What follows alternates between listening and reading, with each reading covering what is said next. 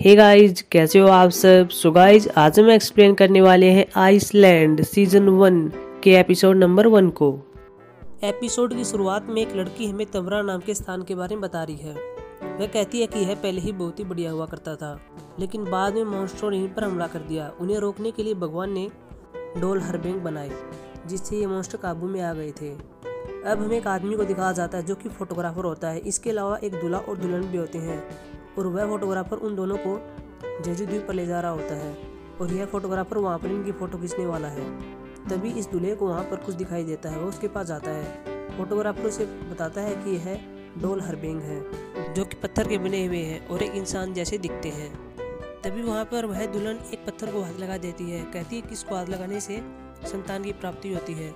इसके बाद वही पत्थर जिसने उसे हाथ लगाया था वह पिघलने लगता है।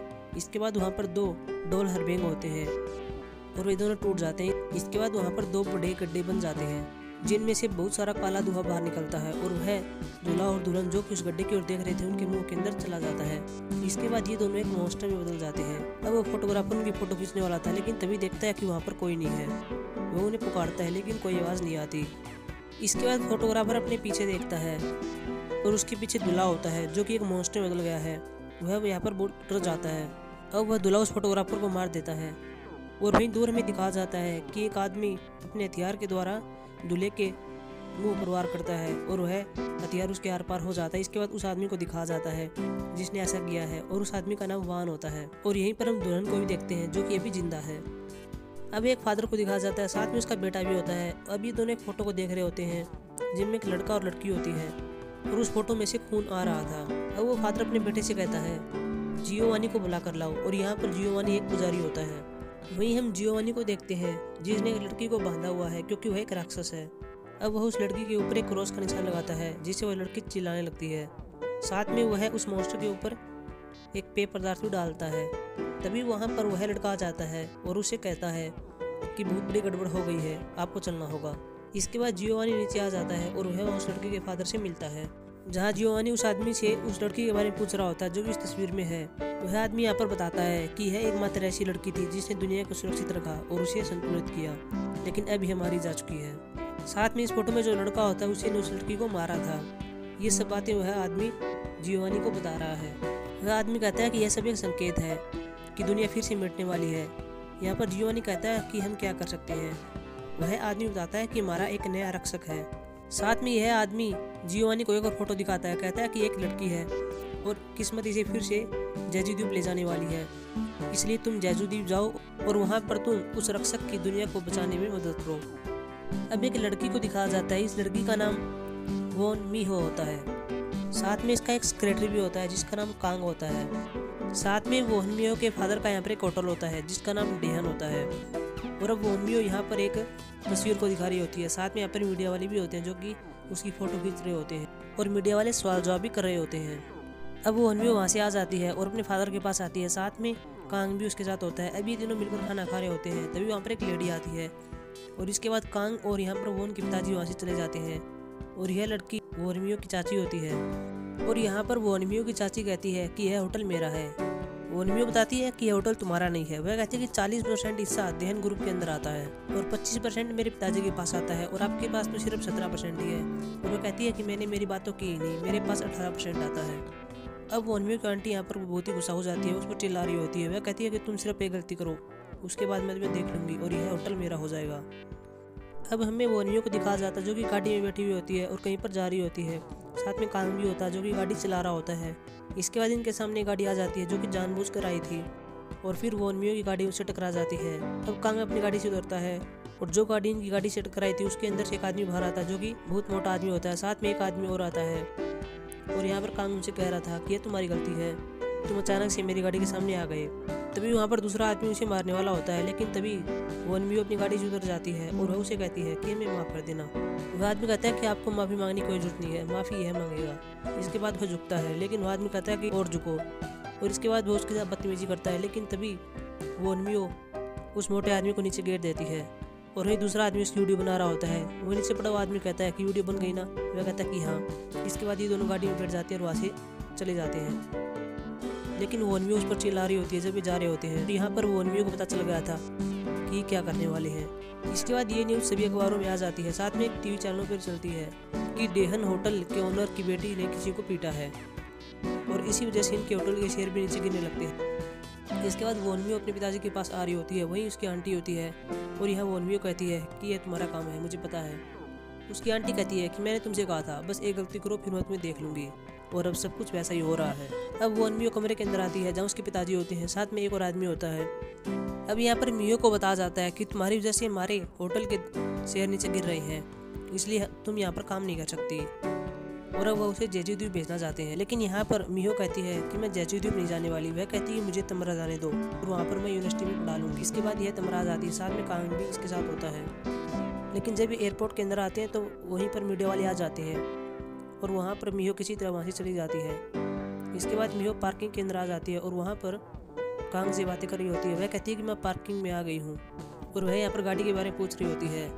कांग कहता है कि गाड़ी वहीं पर है। इसके बाद उसे गाड़ी मिल जाती है। जैसे वो अपनी गाड़ी के पास आती है तो वहाँ पर कुछ अजीब सा लगता है। वहाँ पर उसे एक इंसान दिखाई देता है। वो उसे कहती है क्या तुम ठीक हो? तभी वह इंसान पीछे मुड़ता है और हमें पता चलता है कि यह इंसान नहीं बल्कि एक लड़की है, और यह लड़की वही है जो कि दुल्हन होती है, जो कि हमें एपिसोड की शुरुआत में देखने को मिली थी। और इस दुल्हन ने यहाँ पर किसी को मारा था। इसके हाथ में उस आदमी का दिल भी होता है। वह दुल्हन उसकी ओर देखकर कहती है तो ये आप हैं। इसके बाद उसके पीछे पड़ जाती है। यहाँ पर मियो भाग रही है और वह लड़की उसके पीछे पड़ी हुई है। मियो किसी तरह ट्रक के अंदर आ जाती है और दरवाजे बंद कर लेती है। यह दुल्हन उसे जान से मारने वाली होती है। वह उस ट्रक के दरवाजे को फाड़ देती है, लेकिन तभी हमें दिखाया जाता है कि वहाँ पर एक आदमी आ जाता है जिसने काला कोट पहना हुआ होता है, और यह आदमी वही होता है जो कि हमें एपिसोड की शुरुआत में मिला था, जिसने दूल्हे को मारा था, और इस आदमी का नाम वान होता है। और अब वान उस दुल्हन को मार देता है। अब वह मियो की ओर देख रहा होता है, तभी मियो को अचानक कुछ होता है। इसके बाद वह बेहोश हो जाती है। अब मियो को एक दूसरी जगह पर ला जाता है जहाँ पर वह बेहोश होती है। इसके बाद उसे जाग आ जाती है। वहीं पर हम कांग को देखते हैं। इसके साथ एक आदमी और होता है और कांग बता रहा है कि मैं तुम्हें यहाँ पर लाया हूँ। वह कांग से कहती है क्या वहाँ पर कोई काले कोट वाला आदमी था? लेकिन कांग कहता है कि मुझे वहाँ पर कोई दिखाई नहीं दिया, तुम बेहोश। ट्रक वहाँ पर बुरी तरह से टूटा हुआ था। अब हमें एक लेडी को दिखाया जाता है। इस लेडी का नाम बेगजू होता है। साथ में वहीं पर वान भी होता है। वह वान से बातें कर रही होती है। बेगजू वान से कह रही होती है कि क्या मियो ने तुम्हें पहचाना?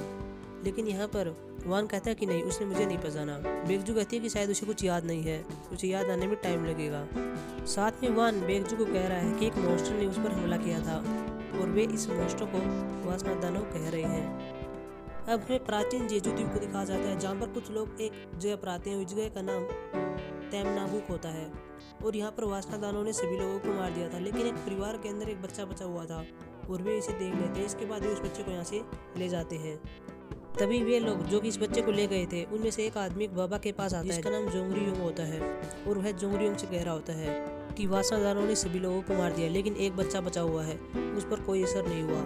5 दिन के बाद लाल चांद निकलने वाला है तो हम अपना काम शुरू कर सकते हैं। लेकिन तभी वहाँ पर एक महिला आती है और यह बेगजू होती है। बेगजू जोंगरीयोंग से कह रही होती है कि तुम ऐसा नहीं कर सकते। यहाँ पर जोंगरीयोंग कहता है कि वासना दानव ने सभी लोगों को मार दिया, अब हम किसकी वेट कर रहे हैं? जोंगरीयोंग कहता है कि हम इसे जरूर करेंगे, मैंने कह दिया तो कह दिया। इसके बाद जोंगरीयोंग और साथ में कुछ और आदमी भी होते हैं। वे उस बच्चे के पास जाते हैं, साथ में कुछ और बच्चे भी होते हैं। इसके बाद उन सभी बच्चों को एक दूसरी जगह पर ले आते हैं जहाँ पर एक बड़ा सारा मॉन्स्टर होता है, और यह मॉन्स्टर एक वासना दानव होता है जो कि सबसे पहले आया था। जहाँ जोंगरीयोंग इन बच्चों को बता रहा है कि यह वासना दानव है, इसने तुम्हारे परिवार को मारा है। हम इंसान इन सबको नहीं मार सकते क्योंकि हमारे पास इतनी ताकत नहीं है, और यहाँ पर इस मॉन्स्टर को जंजीरों से बांधा हुआ होता है। अब जोंगरीयोंग उस मॉन्स्टर के पास आता है और उसके दिल पर वार करता है, और उसके दिल से कुछ तरल पदार्थ नीचे आ रहा होता है। इसके बाद वह उसे एक पत्थर की टोकरी में डाल लेता है। अब वह एक बच्चे को पकड़ता है और उसकी छाती पर एक गड्ढा बना देता है और उसके अंदर वह उस तरल पदार्थ को डाल देता है। इसके बाद ऐसा ही वह दूसरे बच्चे के साथ करता है, और ऐसा करते ही इन बच्चों के शरीर पर कुछ अजीब सी चीज़ें होने लगती हैं। इसके बाद इन दोनों बच्चों को बाहर लाया जाता है जहाँ पर जोंगरीयोंग कहता है कि अब तुम आधा इंसान और आधा दानव हो। साथ ही वह इनका नामकरण भी करता है। वह एक को वान नाम से पुकारता है और दूसरे लड़के को घुंघटन कहता है। साथ ही वह उनसे कहता है कि तुम्हें अभी सीखने की जरूरत है। अब यहाँ के सभी लोग इन दोनों बच्चों को सिखा रहे होते हैं। साथ में हम वहाँ पर एक लड़की को भी देखते हैं और इस लड़की का नाम वेनजियोंग होता है, और यह लड़की और कोई नहीं होती बल्कि वोनमियो होती है। वहीं दूसरी ओर में वान और घुंघटन को भी दिखाया जाता है जो कि परीक्षण कर रहे होते हैं। इसके बाद वान नीचे पड़ जाता है और वहीं पर वेनजियोंग ऊपर खड़ी हुई होती है और उसे देख रही होती है। साथ में वोनमियो उसे देख रहा होता है। अब हमें मियो को प्रेजेंट में दिखाया जाता है जहाँ वह एक स्कूल के प्रिंसिपल के साथ बैठी हुई होती है और यहाँ पर वह स्कूल में पढ़ाने वाली है। वह प्रिंसिपल से बता रहा होता है कि आपको कोई तकलीफ नहीं होगी, आपको जो चाहिए मुझे बता देना, हम आपकी पूरी तरह से सहायता करेंगे।